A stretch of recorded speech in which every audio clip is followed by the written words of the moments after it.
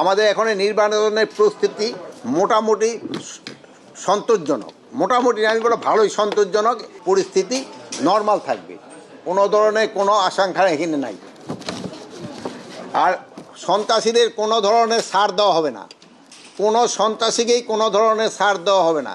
তো আপনারা সব সময় বলেন অনেক সময় সন্ত্রাসীরা খুব তাড়াতাড়ি জামিন পেয়ে যায়, এটাও যেন জামিন না সহজে যেন পায়, এই জন্য আমরা তাদেরও রিকোয়েস্ট করব যেন যারা জামিন দেয় তারা যেন অন্তত এই অ্যাকচুয়াল সন্ত্রাসীগুলি যেন জামিন না দেয়।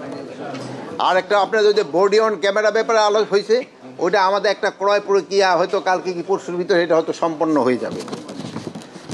আর সবচেয়ে বেশি আলোচনা হয়েছে নির্বাচনের প্রস্তুতি ব্যাপারে। আমাদের এখন নির্বাচনের প্রস্তুতি মোটামুটি সন্তোষজনক, মোটামুটি আমি বলবো ভালোই সন্তোষজনক। সব বাহিনীগুলি তাদের ট্রেনিং প্রায় শেষ পর্যায়ে নিয়ে আসছে, হয়তো কিছুদিনের ভিতরে আমাদের শেষ হয়ে যাবে। তারপর আমরা হয়তো দুই একটা রিহার্সেলও দিব, ডেমনস্ট্রেশন হয়তো আমরা দিব। অবৈধ মানে শেষ করি নেই তো।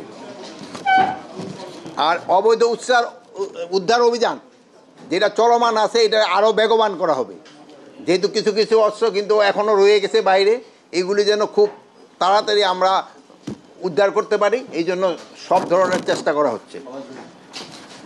প্লাস মাদকের ব্যাপারে, মাদকটা যদিও আরাকানের ওদিক থেকে ইয়াবা আসা একটু কমছে, বাট তারপরও আমি বলবো যে মাদক কিন্তু অতটা আশাব্যঞ্জক না, গ্রামে গঞ্জে এই জিনিসটা ছড়ায় পড়ছে।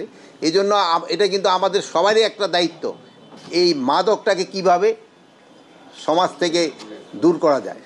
এইটার ক্ষেত্রে আমাদের আত্মীয় স্বজন ছেলে মেয়ে সবাইকে কিন্তু আমাদেরও নিজেকেও পরামর্শ দিতে হবে এবং আইন শৃঙ্খলা বাহিনী তার মতো তারা কাজ করে যাবে।